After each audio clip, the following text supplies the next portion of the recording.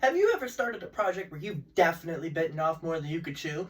Well, I sure did. Now, don't get me wrong, I knew this project was going to be a massive undertaking. I just didn't know how massive until we did all this. Oh yeah, and this. As we have been uncovering issue after issue, we have been going back and forth between what we should do. Do we tackle this mess room by room, or do we just gut this bitch all in one go? And before you write your comment, here's some reasons why we're thinking about doing the latter. First of all of the utilities need to be completely redone. All of the plumbing, the electrical, the HVAC, and the house needs to be completely re-insulated. For insulation, we want to go with spray foam insulation. Yes, it's a lot more expensive, however, spray foam is also a lot more rigid. And being in a 100-year-old home, we want to get as much rigidity as we can get. Now, spray foam is a much more permanent method of insulation, and because of that, we're thinking about longevity here. All of the electrical that we plan on running on the exterior walls, I do plan on conduiting, as well as I do plan on running dedicated 12-volt DC lines for all of the electronics like cell phones, internet routers, lighting, all stuff that can be natively powered off 12 volt and all stuff that we can natively get from sunshine. Yay! Now, because the electrical code doesn't necessarily specify how to properly run 12 volt in between your lines, and because I don't really want to spend money on Romex to run 12 volt in between the lines, I just figured we'll conduit all of the 12 volt runs.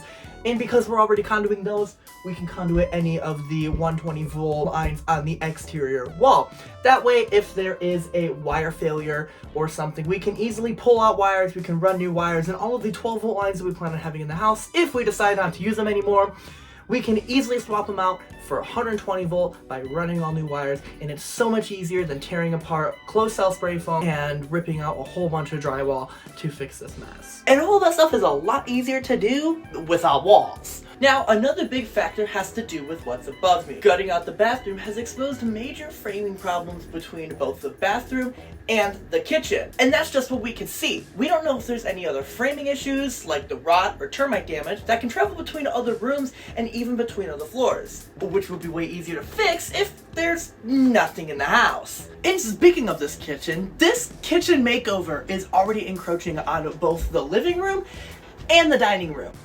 This wall between the dining room and the kitchen is going to have to be completely reframed to account for both a bar and a breakfast bar on each side of the doorway. This little indent right here is going to have to be pushed into the living room to accept a regular sized fridge and hide the HVAC supply that is going to go from the basement straight to upstairs. Speaking of living room, this same wall with the bump out is going to get completely stripped to expose that 100-year-old chimney that we also exposed in the basement and figure out the condition.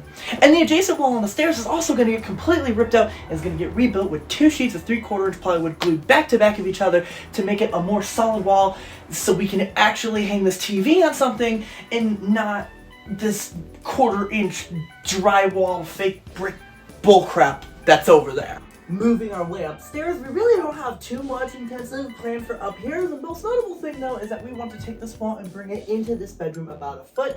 That will allow us to have bigger closets in both this room and the master bedroom right behind this, as well as give us a little space for a small linen closet out in the hall. Now, each of the bedrooms is going to get their own exterior wall complete makeover. However, that is so far in the future that we honestly don't need to worry about that right now. So, with everything we want to do, why don't we gut everything all in one go? After all, every single interior wall will have to get messed with on the main story, plus all of the utility ones. It just seems like it would be a way easier way to go, right? Well, yes, however, that also means the house will basically be uninhabitable for the next few years that we'd be working on it, meaning we'd either have to move into an apartment or put a trailer in the front yard for the time being. Something that can be done, but would also have its own hurdles living in the cold and snowy winter months.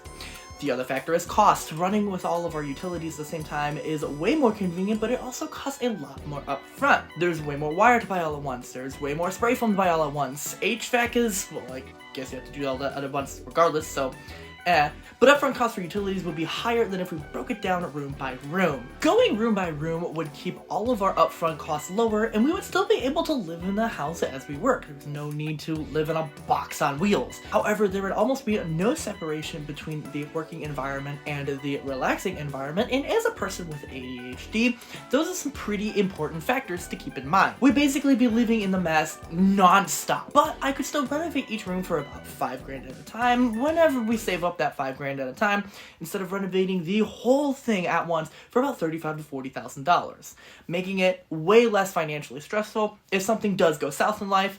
And this is also life. Now, of course, this is Jakish from Friends, and you're watching The Shit Show. There is a hybrid method where we gut the whole thing and run all the utilities and fix all the structural issues all at once, which would be probably closer to 10 to 20 grand, and then finish each room one by one, which is kind of what we're leaning more towards. Oh, and by the way, all of these numbers are rough estimates, so like, take them with the biggest grain of salt you can find. But given that everything that I have talked about in this video, chime in the comments with what you would do. Or would you gut it all at once? Or would you rather renovate this mess room by room? Or if you've already done something similar to this, feel free to tell us what you did, what worked for you, what you would do again, and what didn't work. All feedback is greatly appreciated, and I'd be happy to answer any questions in the comments. And until then, I will see you in the next video.